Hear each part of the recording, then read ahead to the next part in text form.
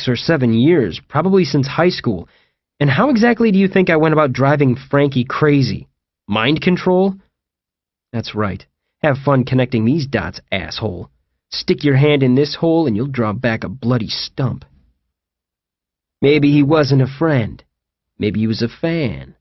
I don't have fans, Detective. I work at a video store. John does. He has a band. Ask him. I did. I've been asking him things for a couple of hours now. So you guys believe this town is haunted? I sighed. No. Really? You and John don't talk about this? Because he's full of crazy stories. We're not crazy. I'm not, anyway. What's Zyprexa? What? You have it in your medicine cabinet. Oh, yeah. Well, that was nothing. Just stress. I'm seeing somebody about it. And that guy you shot with a bow and arrow because you thought he was a monster. A crossbow. It was a misunderstanding. The guys down at the station, hearing them talk about you and your friend, they think you're in some kind of a cult. They say 3 neighbors moved away in the last year alone because they were scared of you.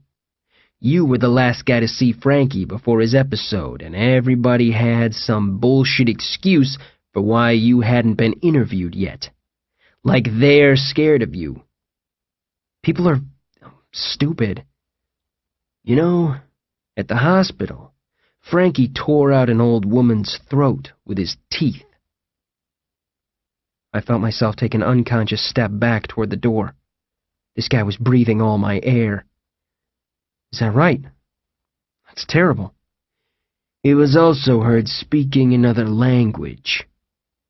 I didn't answer. So here's my theory, Wong. My theory is that last night wasn't Frankie's first visit out here. I think he's part of your little cult following.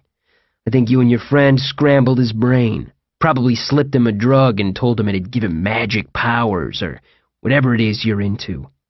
And I think he hurt a whole bunch of people because of it. You claim to have a top-notch bullshit detector, and you let that theory come out of your mouth? That a couple of local dumbasses have mind control powers? I kind of want you to charge me with that. The trial would be hilarious. He showed me the most unsettling smile I've ever seen and said, I've enjoyed this conversation. I mean that. You've given me what I love most. A puzzle. See, I get bored real easy. Most cases put me to sleep. Everybody knows who it is. The rest is just a grind, trying to fill a file cabinet with evidence for the prosecutor to take to trial. But now, I'm like a kid a week before Christmas, rattling gifts under the tree to find out what's inside. I just rattled yours, and boy, there's something cool in here. He opened the front door. A business card appeared in his hand. Call me if you decide you want to talk more about this and save us both some time. Otherwise, I'll be seeing you around. When I heard the Porsche growl past the house 10 minutes later, I was still standing in my living room, staring at the door the detective had passed through. I was sweating like a bottle of beer at the beach. I dug out my phone, dialed John. Voicemail. 2 hours prior to outbreak. It wasn't the longest night of my life, but it was way up there. I've had my share of terrified, sleepless nights, and I've developed a pretty good survival system involving nothing more than mental alertness exercises, positive thinking, and amphetamines. Don't worry, I have a prescription. Or at least the guy who sold them to me did. I was in for a brutal crash later, but that was Day David's problem. Night David was trying to stay alive, and it worked. I was out on my porch when shafts of light started burning through the trees in my front yard, and I almost cried at the sight of it. It was the first time I could remember that I had seen 2 consecutive sunrises. Ironically, at that point, I was too jacked up to sleep, and not just from the orange capsules that were dissolving in my system. I had come up with a plan of action during my long wait. First, get the shit out of my tool shed and dump it somewhere, maybe in the river. Then, get out of town for a while. Let all this blow over. Where would I go? Didn't matter. I could do anything. Hitchhike to San Francisco and live on the beach. Join the circus. The where wasn't important. I had been in a rut. That's what I realized. I needed to shake things up, lose this weight, learn karate. Wait, did I accidentally take 4 of those pills instead of 2? Wow. It seemed like a good time for a shower. My laundry basket was still overturned. I lifted it up a few inches and stuffed all the clothes I was wearing under there. I made my way into the bathroom. Molly barked. She was staring at the door, and I heard a car pull up. I heard Credence, and a look through the curtains revealed John's old Cadillac. Thank Christ. Footsteps on the porch. I yelled, "Don't open the door yet! I'm naked! Give me 1 minute!" The door opened behind me. I turned and was face to face with Frankie Burgess. Frankie opened his mouth. A thin stream of liquid squirted out as a greeting. I had the thought to throw up an arm to shield my face from whatever it was, but before the muscles could twitch into action, there was a bang and a bluish flash. I felt the floor hit me in the back. I stared at the ceiling, ears ringing, vaguely realizing that the stuff Frankie spat had combusted in midair with enough force to knock me on my ass. I blinked, dazed. Frankie stepped over me. He was carrying what looked like several red and white grocery bags in each arm. He went into the bedroom. From the floor, I saw the Cadillac outside my open front door and had time to make the conscious decision to race out there and drive naked across America before I felt the forearm close around my neck. Frankie, now with the strength of several Frankies, yanked me to my feet and marched me toward the bedroom. Molly barked. She bounded toward us, past us, out the door, into the yard, into the distance, barking the whole way. She was not going to get help. I could see into the bedroom now, but couldn't make sense of what was there. There were 4 huge, white, bleeding dead birds on my bed. Chickens? Turkeys? I was trying to puzzle through the situation. Were these birds for me? Like a gift or an offering? They were laid out in dripping blood on my sheets, like some Aztec sacrifice on an altar. I said, "Thank you for the turkeys, Frankie. Is your name still Frankie?" "Shut up!" Frankie's voice was muffled, like he was talking around a mouthful of food. He held me in place, both of us watching the bed intently for... what? Frankie's arm, the broken one, felt weird. Something long and dry snaking around my torso. I didn't look down. Movement on my bed. The sheet was rippling, like somebody had poked their fingers up from under the mattress and was wiggling them. Several somebodies. Dozens of fingers. I heard fabric rip. A slit formed in the sheet, and a tiny version of one of those spiders, no more than 2 inches long, crawled out. It went right for the nearest turkey. It was quickly joined by another, and another. Within seconds, my bed was writhing with dozens of the spider larvae, like maggots on a slab of meat. With every ounce of strength and adrenaline and terror I could muster, I twisted out of Frankie's grasp and spun toward the door. I made it into the living room before Frankie tackled me. I twisted around, and from a position flat on my back, punched him in the face as hard as I could. It felt like I broke my hand. He shrugged it off and pinned my arms, his legs straddling my chest. I looked right into his eyes and saw the gaping stare of a terrified young man. He was hissing something at me, a whisper from deep in the throat. He leaned his face down close to mine. I couldn't make out his words. They were just choking sounds, like an old man on a respirator. He leaned closer. I could smell his breath. "They are everywhere," he hissed. "Do you understand me? They are everywhere." "Frankie, can you hear me? Get off me!" Then I saw it. When Frankie opened his mouth, I was looking at the spider. Its tongue, where Frankie's tongue used to be, behind his teeth. It had simply taken over the lower half of his skull.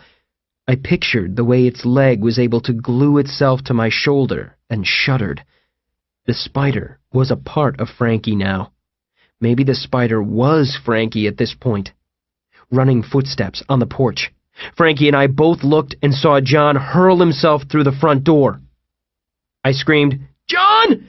It's a breeder!" John didn't stop. He hurdled the coffee table while screaming, "Your key! I need your shed key!" Shed key? What was he doing, borrowing my lawnmower? "Listen," Frankie hissed, focusing back on me. I realized he was trying to talk through his parasite and struggling to do it. "They're everywhere. It could be anyone. Do you get it? Anyone." Frankie screamed. A long, segmented thing came out from his mouth, out from the parasite hiding within. It looked like a black earthworm, but longer, with a little spike on the end like a scorpion's tail. I was expecting the thing to come down and sting me or something. Instead, it curled up toward Frankie's own eye. Frankie screamed again. The worm thing plunged into his eyeball. I heard a small engine rev to life from outside the house.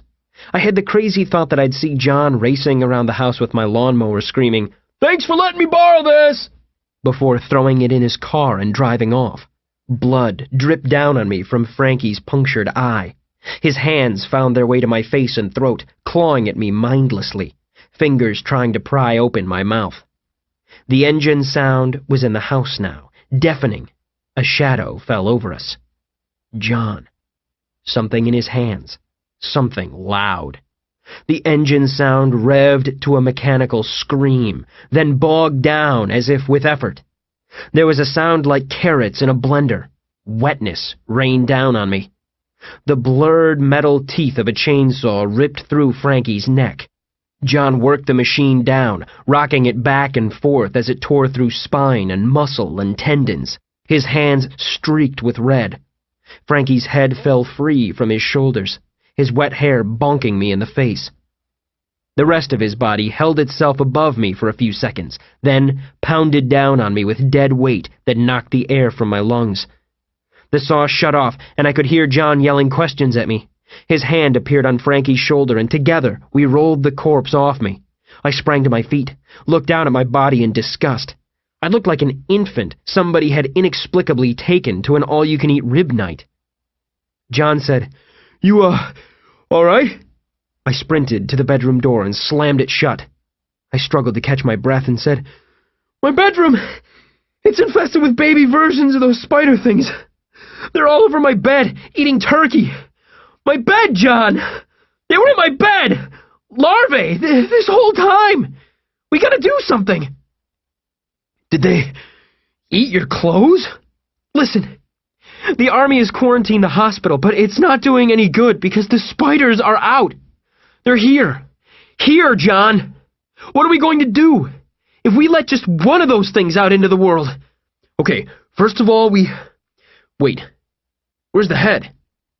We both looked down at Frankie's headless corpse, now laying in the living room on a spreading pool of blood. There was no head. What the... Look! Shit! Frankie's head was making a run for it. The spider's legs were protruding from the severed neck, and they were scurrying the head through the open front door. I ran, following the crawling head out onto the porch. I stomped on the head with my bare foot, pinning it to the welcome mat. I started to yell to John to get the chainsaw when the asshole head bit my foot. I yanked the foot free of Frankie's teeth, then reared back with my other foot and kicked the head so hard I felt like I broke 4 toes. The head sailed 10 feet through the air until it bounced off the windshield of Detective Lance Falconer's Porsche, which had chosen that moment to pull into the driveway. The head left a pink smear on his windshield, then rolled off his hood and back at my feet. I grabbed it in both hands, teeth facing away from me so it couldn't bite my dick off. A hugely confused Falconer emerged from the car to the sight of me standing naked in my driveway, covered in blood and covering my crotch with a severed head. "I'm David Wong, and I'm here with a special message about amphetamines." "Put it down!" Falconer's gun was out. I said, "1 minute." I ran back inside, made it to the bedroom, opened the door, threw the head inside, and slammed the door shut again. My brief glimpse of the room revealed the hatchlings had made it halfway across the floor. I ran into the bathroom, grabbed 2 towels, and stuffed them under the door. That wouldn't hold long. "Asshole! Put your hands up now!" Falconer had come inside, guns still trained on me. I said, "Okay, calm down. There's good news and bad news. The good news is we found Frankie. The bad news is we got bigger problems." "Wait," interjected John from behind the detective. "You're Lance Falconer. Shut up, or I will shoot you in the face." "That was driving me nuts all night. You're the detective who caught the Father's Day killer, right? Didn't you throw him out of a helicopter?" Falconer didn't answer. John said to me, "He's famous. I saw this whole thing about him on A&E. Shut the fuck up! Did you kill Frankie?" John said, "It was self-defense, and he stole my car. He drove it here, and I had to walk all the way from the police station. Got here just in time. He was raping Dave when I walked in. He wasn't—" "Shut up! Both of you! You're coming with me." To me, he said, "Put some pants on." "Fuck you, this is my house. I make the rules. You take your clothes off. John, get the twister mat." Falconer asked, "Are you high?" "A little." "What's in the room? Why are you sealing it up?" John, thinking quickly, said, "Infection. Frankie had it. It's the reason they quarantined the hospital. It's like a virus that—" "Stop. You're lying." To me, he said, "What's in the room?" "Look, I respect your bullshit detector. Everything that I'm about to say is true. Read it in my eyes. There are factors at work here that you would not understand, and that we do not have time to explain. There is nothing more you can do here, detective, other than to get out of our way. You came here to find a man. You found him. He's lying at your feet. Now go home." Falconer gave me a hard look. He lowered his gun, strode past me, and threw open the bedroom door. His eyes went right to the bed. What he saw were 4 bloody turkeys. No, that wasn't right. What he saw were 4 bloody turkey skeletons laying on my bed among piles of feathers. The larvae had all but stripped them clean within minutes. What I saw, but Falconer did not, was that the spiders were now in the carpet, on the walls, and crawling around the glass of the bedroom window. They were growing at an impossible rate, some already the size of a fist. I felt a single drop of sweat fall down the back of my neck, trickling down my spine. I took a reflexive step back. One of the spiders crawled across Falconer's shoe. He wouldn't have noticed if he'd been looking directly at it. "What is that in there? Some kind of ritual? Voodoo bullshit? Trying to summon a ghost or demon or whatever you guys do?" "No, I told you, detective, you're not going to solve this one." "Sure. I understand." He holstered his gun. Then, in a blur, he grabbed my arm, spun me around, and slammed me against the doorframe of the bedroom. He got my right arm up behind my back, and pain exploded down my shoulder joint, the ligaments twisting around bone. I screamed. To John, Falconer shouted, "Back!" Cold steel on my right wrist. Handcuffs. Falconer pushed me into the bedroom. He shoved me to my knees among the newborn spiders. I heard John shout, "No! No!" But Falconer spun and put his gun on him. With his free hand, he looped the handcuff chain around the metal frame of the bed and snapped the remaining cuff around my other wrist. I was on my bare knees, hands chained around the bed, and I could feel itchy spider legs crawling up one of my thighs, over my feet.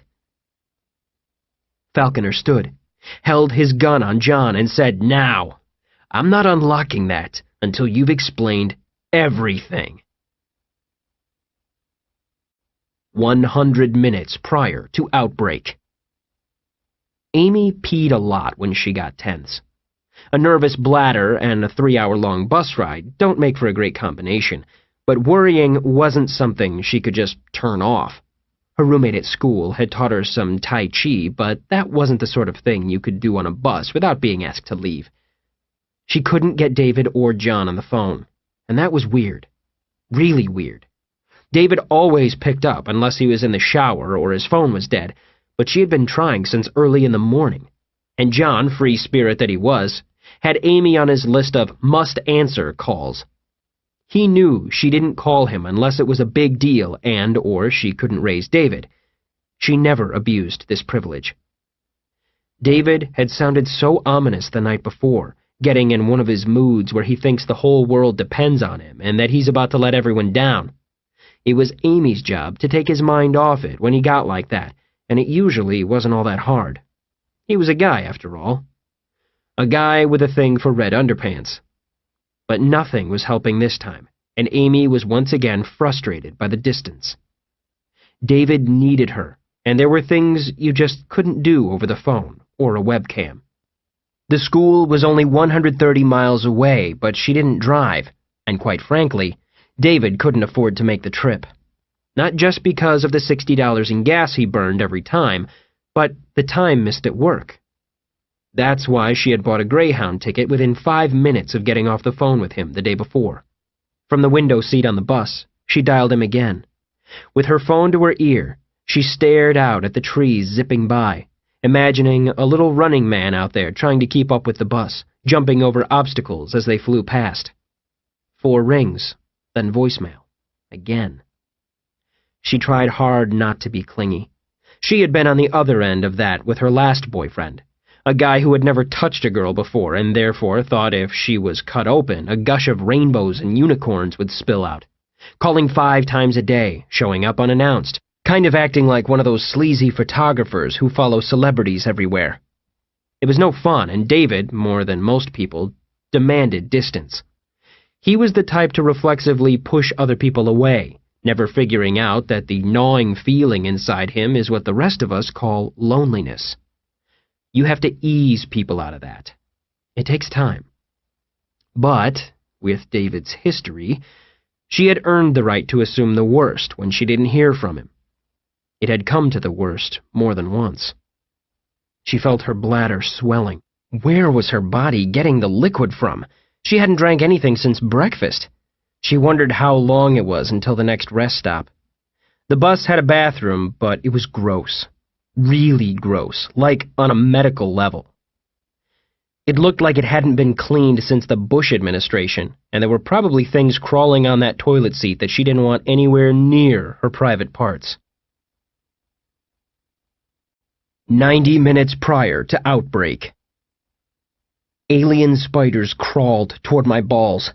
I felt one on my neck and shook it off with a shrug. I thought I had another one in my hair. One got into my armpit and I crushed it against my ribs with my bicep. I tried to squash them with my knees. Falconer must have thought I was having a seizure. John tried to construct an argument to dissuade Falconer, saying, shit! Fuck! Detective! No! No, this is bad! Trying to control my voice, I said, listen! Frankie had something inside him that took over his brain. It laid eggs. They hatched. They're in here. I paused to shake off a spider on my ear like a dog flinging off water after a bath. They're crawling around, but you can't see them. Because they're invisible, right? Yes! Yes, One of them bit my ear. I squished it off with my shoulder. Something crashed behind me. There was a scuffle and grunts. I looked back and saw John had gone after Falconer. Falconer threw him off, hitting him hard in the nose with an elbow. He pointed his gun at John's face. You're fucking crazy, both of you. What did you give him? What drug did you give Frankie? God damn it, we're going in circles. They had him in the hospital long enough to get blood. They said so on the news. Did tests show anything? Anything at all? So you understand my confusion. A spider crawled up my neck, over my chin. It tried to push its way into my mouth, and I spat and tried to wipe it off by rubbing my face on the bedspread. I couldn't dislodge it. Its tiny legs pushed it past my lips. I bit it. I cut it in half with my front teeth and ground it up with my molars, spitting and gagging on an intense salt taste that made my whole body convulse. One of the spiders crawled off the bed, across the handcuff chain, and onto the underside of my forearm. I started to scrape it off, then stopped. I twisted my body around to face Falconer and said, Look, at my arm! Watch! I don't see any— No! I know you don't yet. Wait. Just wait. One of those things, they're like little spiders or bugs. It's sitting right there. It's going to start eating soon, and I'm pretty sure you'll see... Ah! I hissed in a breath and clenched my teeth. The inch-long larvae bit down with its tiny mandibles and ripped up a chunk of skin. Holding it with its two front legs, it started munching on me. A second later, it repeated the process, tearing with its mandibles, ripping up a tiny patch of tissue, eating, and again. I pressed my eyes shut, trying to block out the pain, the itching of tiny legs on my feet and calves and thighs and ass and back. Tried to escape, to block out the fact that I was being eaten alive by arachnids. For some reason, the only thing I could replace it with was the image of being eaten by tiny clowns. Man, I'm not even sure those were amphetamines. I opened my eyes, and the expression on Falconer's face almost made the whole thing worth it. From his point of view, a strip of skin the width of a pencil was spontaneously vanishing from my arm, leaving a trench of blood and pink fat behind. What did he think? That I had a flesh-eating virus? That John and I were faking the whole thing with horror movie makeup as part of an elaborate and gruesome prank? I said, "If you leave me here by this afternoon, I'll look like those turkeys up there. Wet, red bones. They're all over me, and I see at least 3 of them on your pants. There's one on the sleeve of your jacket. If we don't exterminate these fuckers somehow, they'll breed and they'll be everywhere, and nobody will be able to stop them because nobody else can see them." He lowered his gun. "Detective, only the 3 of us in this room understand what's happening here." Ah! I growled as the bug took another bite. Hungry little bastard. "And only we can stop it. And if you don't help us, then it's just me and John, and we're just a couple of dildos. Please, unlock these goddamn handcuffs." Falconer thought about it for what seemed like a day and a half, but was probably just a few seconds. He dug in his jacket pocket for a tiny set of keys, tossed them to John, and nodded in my direction. Instead of unlocking the cuffs, John said, "Hold still," then grabbed a nearby shoe and started slapping my arm with it. "Ow! God damn it!" The baby spider fell off, and John ground it into the carpet with his foot. He went to work on the cuffs with the tiny key and was able to unlock them after only 137 or so tries. I hurriedly grabbed some khaki pants and a t-shirt I found draped over a nearby chair and flew from the room. We slammed the door and crammed the towels under the gap once more. John squashed 6 bugs that had escaped into the hall and cleaned off the ones we found crawling on Falconer. I yanked on the clothes and kept right on walking out the front door. With all of us standing in the yard, John said to me, "All right, get everything you care about out of this house. I'll get my lighter. Do you know what your insurance policy says about intentional fires?" Falconer said, "Shut up. Don't do anything. Let me think." He dug a phone from his pocket. "I'm gonna let you in on a secret. The whole world is not against you. We've got help in this town. Pros who actually get paid to worry about public safety. I've got a Fed hotline number they gave us. I dial it and describe what I've seen here, and they'll have this place surrounded and locked down in 10 minutes. I'll tell them what you told me, and we'll all figure it out like professionals. I'm telling you, there's a whole non-white trash world out there, fellas." Studying the ragged gouge in my forearm, I said, "You still don't, fully understand the situation, Detective. There's a reason we didn't just do that from the start. There are, let's just say, some powerful people who not only know what's going on in this town, but kind of get off on it. What we're saying," added John, "is that the whole world is, in fact, against us." I said, "But either way, I'm gonna go gather up my stuff. I'm obviously not staying in this infested shithole." To John, "You got room in your trunk, right?" "Yep." "How about we go up to the burrito stand after this?" I was 5 seconds away from saying the same thing. Falconer had turned his attention to his phone call. He was still alert, though. I got the feeling the man was alert when he was fast asleep. This would be a delicate operation.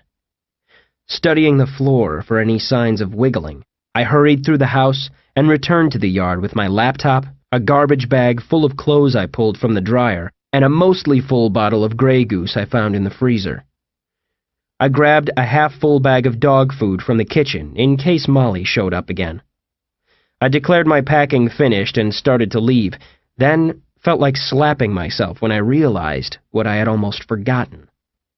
On the wall of my living room was the one contribution Amy had made to the decor, a velvet Jesus painting that looked like it had been copied from an airbrush job on the back of a van in the dark. It had belonged to her parents, who had probably bought it off some roadside stand in New Mexico. Amy's parents were gone, however, and this terrible painting was one of the only things she'd kept from their old house. I grabbed it off the wall and took one last look around. The rest of my stuff could pretty much go. Outside, Falconer was putting away his phone, and I said to him, "Come around back. I need to show you something. In the tool shed." "What is it?" "Well, I don't know what it is. That's the point. I think you need to see it before the feds get here, though." To John, I said, "Can you put my stuff in your trunk? I want to show him the box." John dug out his keys and started unlocking his trunk. I led Falconer around the yard to the still open shed. I gestured toward the green box on the gravel floor, at those weird hieroglyphic symbols across the front. "Pretty weird, huh? Found it. And? It can't be opened. Not by you and not by me. We've only had it open once, and what's in there is weird as shit." "Okay, well, I'll show it to the feds when they get here." From the shelf, Elmo said, 8 inches erect! "But I'm not clear how this is relevant to—" Falconer stopped, probably because, like me, he smelled smoke. He gave me a look that would have made cancer apologize, then ran like hell. Falconer rounded the house in time to see John emerge from the front door with his lighter, a Vietnam-era flamethrower he had bought off eBay. Completely legal, by the way. Behind him, flames were turning the rest of my worldly possessions into smoke and ash. Falconer clenched his jaw and said, "Oh, you stupid white trash fucks, what have you done?"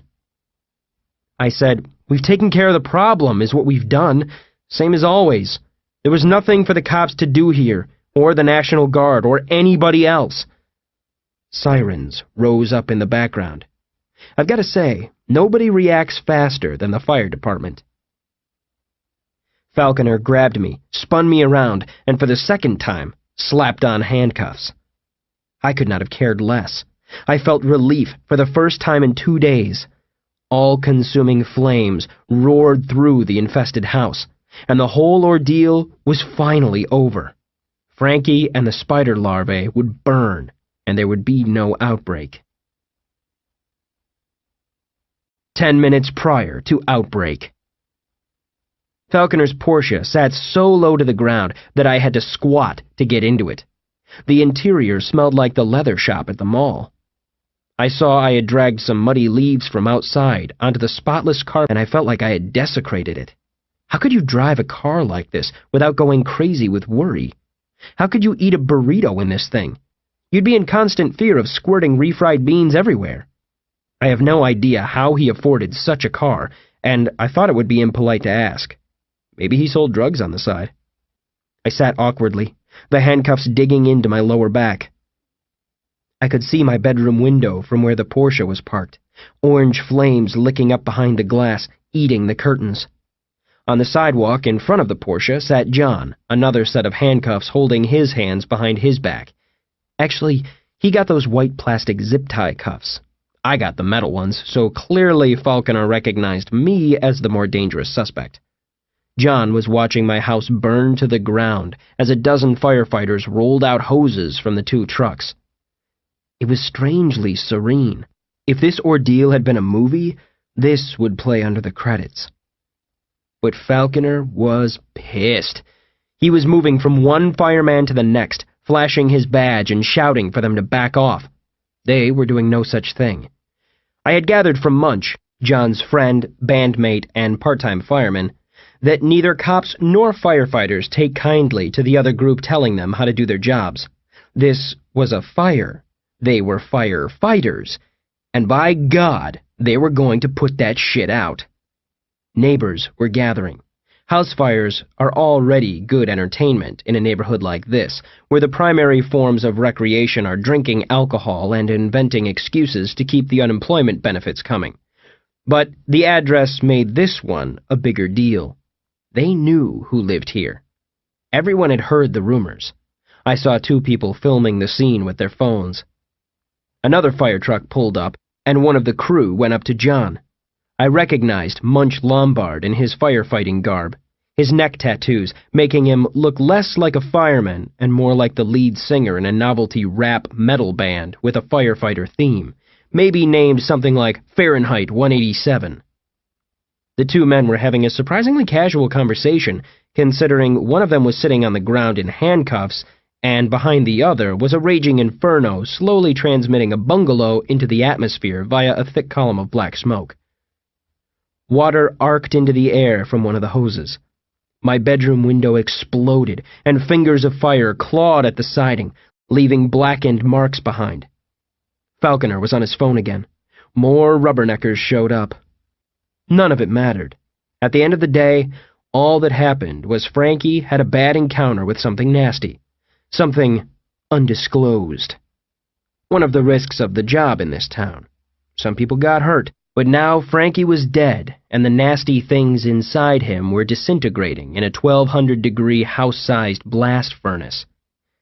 As for Detective Lance Falconer, well, he was good and pissed, probably because his evidence was going up in smoke with it.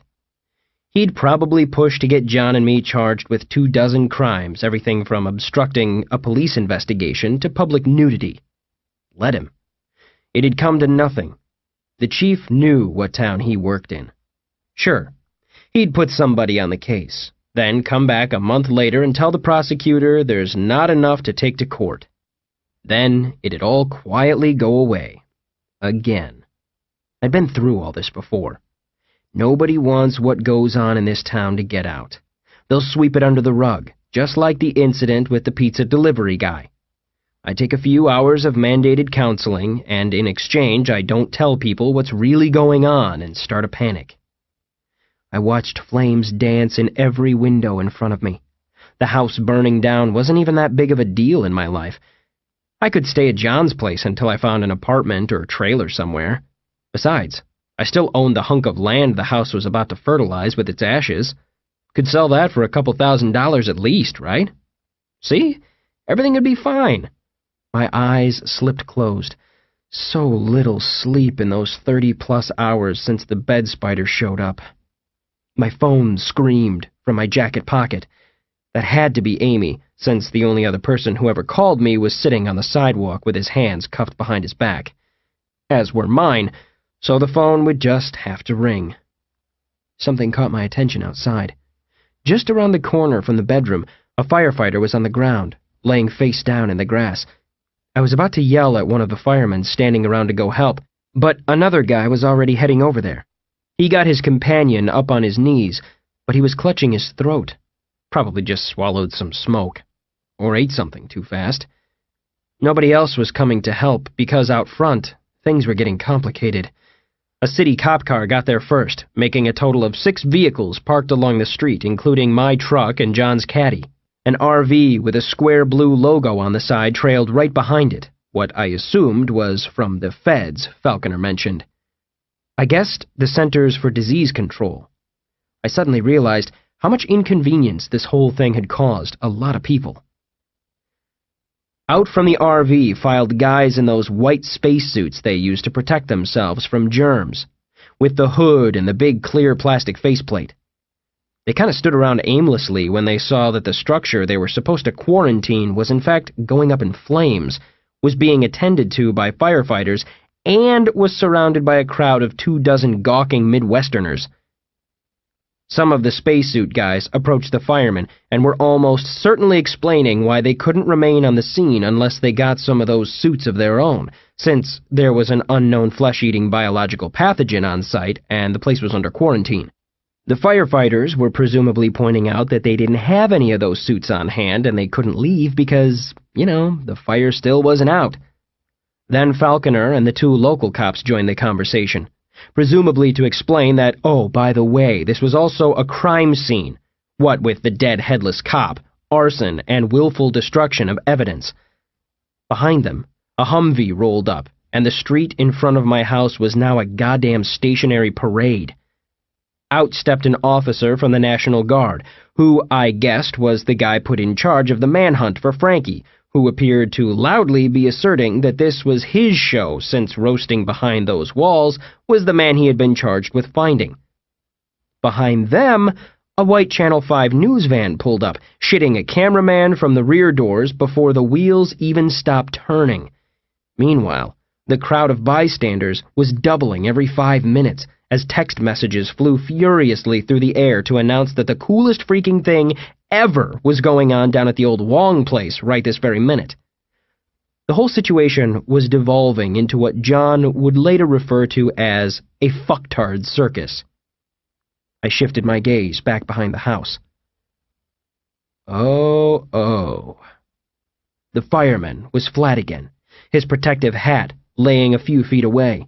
His friend nowhere to be found. Maybe he went for help. Suddenly, several things hit me at once. 1. That the fireman was missing his head. 2. The fact that the hat that was laying a few feet away still had the head in it. 3. The realization that this was not the body of the guy who was hurt earlier. This was the guy who came to help. 4. A fist, which smashed through the window and knocked me out cold.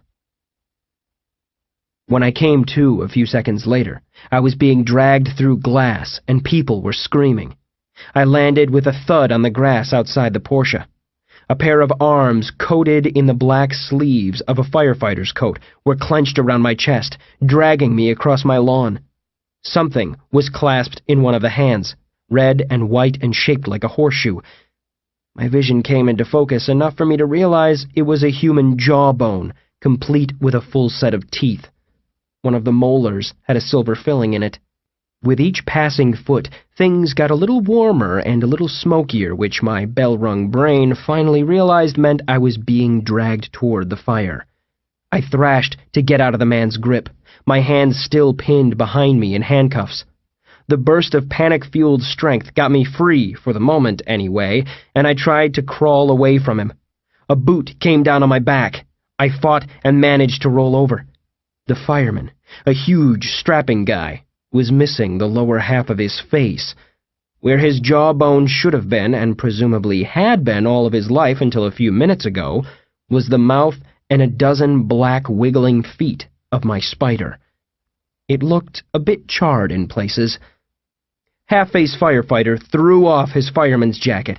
He lifted his right arm, and 2 thin, sharp white protrusions emerged from his wrist, kind of like Wolverine's claws, except when Wolverine pushed his out, his hand didn't immediately fall off, as happened here. From the wrist stump, the 2 protrusions grew and sharpened.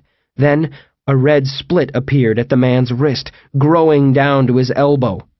With a wet tearing sound, his forearm pulled itself into 2 lengthwise halves, the 2 bones of the forearm splitting apart like blades opening on a pair of scissors. Half-face firefighter Scissor Arms brandished his new appendage and leaned down. His forehead exploded. Gunshots hammered the air, screams from all around. Half-face Bloody Head stumbled back. It was Falconer, advancing behind his enormous chrome handgun. It fired again and again, shots punching bloody holes in a firefighter-issued t-shirt. But the man just would not go down. I was up and on my feet and running, off balance and stumbling with my hands pinned behind me. I heard Falconer let out a frustrated, growling scream. I spun and saw Half-Face grab the detective around the base of the skull. He forced Falconer's head down to waist level, then turned his body away from him. Holding Falconer's face directly in front of his buttocks, Half-Face farted. Falconer collapsed to the leaves, as if dead. Another gunshot smacked Half-Face in the shoulder. Annoyed, he held up his scissored arm. The 2 sharpened bones rotated at the elbow joint. Slow at first, and then faster and faster until they were twirling at the elbow like a bandleader's baton, whizzing through the air and throwing off flecks of blood and meat. Half-face firefighter Bloodyhead Spinbones strode toward the burning house with purpose, directly toward my bedroom window, where a column of fire was rushing upward, causing the gutter above it to melt and sag like saltwater taffy. Starting from the foundation, he angled his spinning appendage into the wall, tearing a ragged hole in the siding and insulation behind it, making a sound like a jackhammer. He made a vertical gash about chest high, leading up to the bottom left corner of the broken window. Cops screamed commands around me. One was tending to Falconer, the other was shouting about backup. Half-Face finished his cut, then made another one a few feet to the right of it, again ending at the window. He was turning the window into a door. "Hey, Dave!" It was John. His plastic handcuffs were cut, but he still wore the loops around his wrists like a pair of cheap bracelets. Munch came running up behind him, looking panic-stricken. He was carrying a huge set of bolt cutters. "Turn around!" Half-Face bashed out the rest of the glass with his remaining fist. Then he reached through the window and pulled. A burning section of wall fell at his feet. Behind it was the charred, melting springs and frame that had been my bed. The flames roared, fueled by the new rush of oxygen. John took the bolt cutters from Munch and went to work on my handcuffs. To Munch, he screamed, "Run! Take Dave's Bronco! The keys are in it! Drive until you're someplace nobody speaks English!" My hands were free. Explosions erupted a few feet away, a cop going to work on Half-Face with a riot gun. The monster was down on his knees. I saw a shot blow a hole in his neck, and his head flopped over, dangling by a tendon. There was victory for about 3 seconds. Then the cop started screaming. The cop next to him started screaming. The nearest firefighter started screaming. They were clawing and swatting and scraping at themselves, trying to knock away tiny biting monsters that they could not see. Then I looked back at my house and understood. I just killed the world. Black, wiggling shapes fanned out from the hole in the wall, spilling in waves over the broken boards and plaster on the lawn, disappearing into the grass. A firefighter ran up with a bullhorn, raised it, and shouted, "Warning! We have toxic fumes! Everyone, and I mean everyone, leave the area if you do not have breathing apparatus!" A spider was eating his eyeball. A bystander shooting the scene on his phone had a baby spider on his hand and another in his hair. I couldn't breathe. This was not happening. This was not possibly happening. A hand on my elbow, pulling me away. John saying something I couldn't hear. Everything was silent. My brain had frozen up. People were running. It all seemed very familiar. John was pulling me along. I caught the eyes of Detective Falconer, who was back up, now trying ineffectually to help a heavy teenage girl get the spider off of her neck. His look spoke clearly. "Take it all in, white trash. You did this." He was right. Before the fire, we had the parasites imprisoned inside the house. The feds could have roped it off, sealed it up, kept all the bystanders safely away. They could have taken their time figuring out how to neutralize the threat. We could have told them what we knew, told them not to get within 100 yards without mouth protection and to bury the house under a mountain of concrete. Instead, the fire had drawn a crowd. First, the firefighters with no protection, and then the gawkers who crowded around like a goddamn all-you-can-eat parasite buffet. They would all die. Maybe everyone would die. Maybe the parasites would own the planet. And it would all be my fault. It was the DVD sticker situation all over again. We ran. We bumped into CDC crews with holes chewed through their spacesuits. We shouldered past confused National Guardsmen. We dodged the Action 5 news camera guy and a lady reporter demanding an interview from someone, anyone. We piled into the caddy. It stank of turkeys, possibly because there were 2 turkeys in the back seat. Live ones, pecking at the seat cushions. John cranked the ignition, and Creedence Clearwater Revival blared from the dash. He stepped on the gas, and we ripped through a band of yellow police tape somebody was trying to string up. Probably a little late for that, buddy. Outbreak. Amy decided she was fighting mankind's most ancient battle. Physical impulse versus human dignity. Her bladder felt like it was filled with knives, but the bus toilet was not something a human should be allowed to touch without wearing a wetsuit. Would she give in to animal impulse and surrender her human dignity? She would not. Actually, she tried to go back there about 15 minutes ago, but it was occupied and there was a guy in there making weird noises. So, she was back in her seat, counting the miles to the nearest bathroom. Not far now. They were right outside of town, already past the tractor dealership. On the seat next to her was a white cardboard box from a bakery not far from the university, containing what was probably the finest food ever produced by the human species. They were red velvet cupcakes with a cheesecake filling and a cream cheese icing. There were only half a dozen in the box, but you could barely finish one of them before you had to go sit down somewhere and stare at the ceiling. It'd sit in your belly like a bag of concrete, but you'd have no regrets. The fat and sugar hit your system so hard that with every bite you just wanted to give the world a hug. Oh no. The bus was stopping. Amy stood up and saw cars. Cars and cars and cars stopped dead on the highway leading into town. Her heart sank. This was surely just a car accident or something. Not every bad thing that happened revolved around David. Surely. She was already dialing, but this time, no voicemail. A recorded message from the cell phone carrier saying all circuits were busy. A helicopter swept overhead. Low. Oh, crap. Across the aisle of the bus, a couple of college-looking guys in vintage clothes and thick-rimmed glasses were whispering frantically to each other, huddled over the screen of a cell phone. "Excuse me, are you guys getting a signal?" "Internet still works. Look." The guy held out the phone and Twitter was up. If you're listening to this in a future where the Twitter fad has passed, Twitter was a website where people posted short little messages, usually from their phones, for the world to see. So at any moment you could go on their site and see what the world at large was talking about, in real time. The main page of Twitter would always list what subjects were hot or trending at the moment. So when news broke, it broke on Twitter first. If a plane crashed near New York, people on the scene would start tweeting about it within seconds, long before the first news camera showed up. Within minutes, you'd see #NYPlaneCrash pop up on the trending topics. The #1 topic on Twitter at this moment was #ZombieOutbreak. Exodus.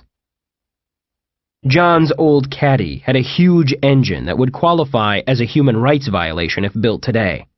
It roared down the road, chugging gas and farting a blue cloud of dinosaur souls. "They're sealing off the town!" John screamed over John Fogarty. "Munch told me! They've got the highway and Route 44 both blocked!" We weren't heading to the highway, however. We would never have made it, even without the roadblock. John's caddy wasn't exactly hard to spot, and we were being pursued. Fortunately, we knew a shortcut. John tossed his phone into my lap and said, "Call Shiva! Tell her to meet us at the water tower!" "Who?" "Shiva! My girlfriend!" "That's actually her name?" "I think so." "There are absolutely no bars on this phone." I pulled out mine and said, "Shit! Mine too! God damn, we get shitty coverage here!" Burrito stand. The tires screeched us to a stop. We spilled out and I yelled, "Trunk! Trunk!" John stopped in his tracks and said, "Molly!" I spun, and there she was. She was by the trash can, her paws pinning down a scrap of aluminum foil while she hurriedly ate the remaining half of a chorizo burrito. John fumbled with his keys and got the trunk open just as we heard in the distance, "Don't fucking move!" Goddamn Lance Falconer sprinting down the street, gun in hand. Holy shit, that man could run. I abandoned my stuff and sprinted to the back door of the burrito stand. The good news was it would get us out of there. The bad news was that the destination was a crapshoot, and only one would work. Come on, water tower, water tower, water tower! We opened the door and squeezed into the utility closet. A blink later, the door changed in front of us, and we stepped out to... Panties! Shit! We were at the Walmart dressing room. No good. If the feds had blocked off the highway at city limits, we were still on the wrong side of it. John said, "Back in! Back in!" Back into the dressing room. A blink. The smell of burritos hit us. We stepped out of the door at the exact moment Falconer skidded to a stop in front of us. He leveled his huge automatic at my face and said, "Freeze!" We ducked back inside. I heard Falconer yanking the door back open a split second before we emerged at a destination that stank of liquor and disinfectant. "Shit!" hissed John, surveying a display of Jägermeister. "We're at the liquor store!" Specifically, the restroom at the rear of the store. "What now?" "Maybe if we wait here, he'll wander away." "He's not gonna do that. He'll search the burrito stand for a hidden hatch or something. Then he'll search our car and interrogate the burrito guy to see if he's in on it." I glanced around. What's going on? The liquor store was packed. People were hauling armloads of bottles up to the counter, and somebody was arguing with the cashier. People stocking up? Screw it. He won't be expecting us to pop back out. We'll go out and right back in. Third time's a charm. We shoved back into the liquor store restroom just as a guy nearby piled Jaeger and half a dozen Red Bulls into a shopping basket. A blink. Burrito smell. I peeked out of the utility closet. A hand grabbed my collar and threw me to the ground, knocking the air from my lungs. A knee was on my back. Falconer screamed, "How are you doing that?" "We told you, just fucking let us go." "Shitbird," Falconer growled. "You need to understand that it's going to be martial law and rioting within the hour. That means if I put a bullet in both of your heads and leave you here, nobody will fucking care."